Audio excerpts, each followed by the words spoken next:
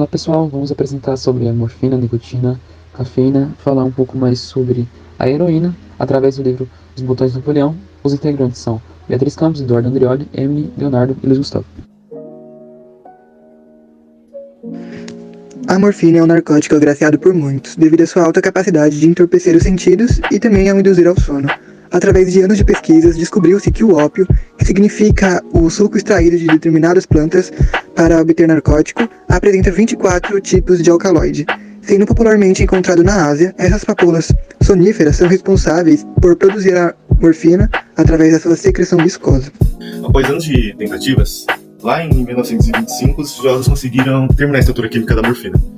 Ela é uma fórmula que mostra que ela é um composto orgânico do grupo dos alcaloides, que por sua vez é um subgrupo das aminas, que são caracterizados pela presença de um anel heterocíclico que contém nitrogênio. O que faz com que essa molécula seja identificada como uma base de Lewis, ou ao menos funcione como uma. Ela de alguma forma consegue impedir a germinação das ações nervosas e acaba funcionando como um analgésico. Tanto é que aqui em cirurgia ela é muitas vezes recomendada por essa questão, né? Entretanto, ela também provoca alucinações, náuseas e a dependência química, que é o mais prejudicial de tudo. Apesar de tudo, o longo processo foi visto como algo benéfico, já que proporcionou aos químicos um valor significativo, né, do conhecimento dessa substância que posteriormente foi bem importante para a medicina. Outro ponto foi a revolução, né, do conhecimento para as demais estruturas das substâncias também alcaloides. Exatamente há 220 anos atrás, em meados de 1803, onde a ciência estava dando passos consideravelmente grandes para a época, encontra-se um renomado farmacêutico alemão, Frederic Sertonner, célebre por ter sido o primeiro homem a isolar a morfina, a qual é uma substância produzida pelo isolamento do látex da papoula. Portanto, o boticário Sertonner denominou a descoberta como morfina, prestigiando então o deus Morfeu, o qual é considerado uma divindade romana que representa os profundos sonhos. O uso da morfina se baseia para o alívio da dor intensa, sendo um remédio que age diretamente no sistema nervoso central, agindo também em outros órgãos do corpo como musculatura lisa. E esse mecanismo da atuação da morfina consiste em dificultar os receptores de dor, aliviando a dor que é sentida pelo paciente. E apesar das maravilhas causadas pela morfina, atualmente sofremos com alguns malefícios dada a sua precisão. Infelizmente o vício está se tornando algo constante, como por exemplo, temos a heroína. A morfina foi utilizada na Guerra Civil Americana para tratar os feridos devido às suas propriedades analgésicas, que em quantidades precisas confortavam os feridos em relação às dores que eles sofriam no campo de batalha. Já conhecida atualmente, a heroína, que foi denominada por ser um medicamento heróico, se mostrou forte demais para a função, já que não era só excelente na medicação, como também era fortemente viciadora, portanto é considerada uma das drogas mais perigosas do mundo. Isso ocorre pela sua facilidade com que a molécula da heroína é transportada pela corrente sanguínea e passa através da barreira do sangue e cérebro, causando uma forte dependência. Inicialmente, a heroína surgiu em 1898, pelas mãos dos laboratórios de Bayer, com o intuito de substituir a morfina pela tão heróica substância, e ela foi comercializada como um medicamento menos colateral do que a morfina, sendo usada para tratar tosse, dor de cabeça, asma e até tuberculose. A estrutura estimulante da cafeína. Bom, a cafeína é uma molécula alcaloide considerada uma droga psicoativa, ou seja, sua composição é formada por substâncias que agem diretamente no cérebro, podendo causar mudanças de percepção, humor e comportamento. Sua estruturação possui anéis heterocíclicos que contêm nitrogênio, sendo eles os causadores da dependência. E essa estruturação está proximamente associada ao da teofilina, que pode ser encontrada no chá, e o da teobromina, facilmente encontrada no cacau, diferindo-se somente pela ordem e quantidade de grupo de CH3 em seus anéis. Além do grão de café, a cafeína pode ser encontrada comumente em outras plantas, tais como cacau, folha de chá, sementes de guaraná, folhas de mate, noz da árvore de cola, dentre muitas outras. E embora seja apontado como tipo de droga, o seu consumo não possui restrições e está presente em muitos produtos que consumimos diariamente. Como um poderoso estimulante do sistema nervoso central, a cafeína promove o bloqueio do efeito da desonina no cérebro e em outras partes do corpo, sendo esse, um efeito neuromodulador, que estimula a liberação de neurotransmissores, induzindo o sono. De maneira explícita, podemos dizer que a cafeína age como antagonista, ocupando os receptores da desonina, tendo sensações de agitação típica, como aumento do ritmo cardíaco, contração dos músculos, dilatação dos vasos sanguíneos e diminuição na sensação de cansaço e sono. Na área medicinal, a cafeína está presente em muitos medicamentos, os quais servem para aliviar, prevenir asma, tratar enxaquecas, aumentar a pressão sanguínea como diurético e para outras diversas afecções. Ademais, vale ressaltar que ela é tóxica e, dependendo da dose ingerida oralmente, ela poderia se tornar algo fatal. As folhas de chá, por sua vez, além de possuírem o dobro de cafeína em relação aos grãos de café, contêm também pequenas quantidades de teofilina, uma molécula com efeitos semelhantes ao da cafeína. Já a semente de cacau, um outro tipo de planta onde podemos encontrar cafeína, possui de 1 a 2% de teobromina, uma molécula alcaloide que também trabalha na estimulação do sistema nervoso central. Ademais, vale ressaltar que tanto a teofilina quanto a teobromina possuem um menor controle sobre esse sistema em comparação com a cafeína. Diante dos fatos apresentados, temos a cafeína como um composto viciante, assim como a morfina e a nicotina.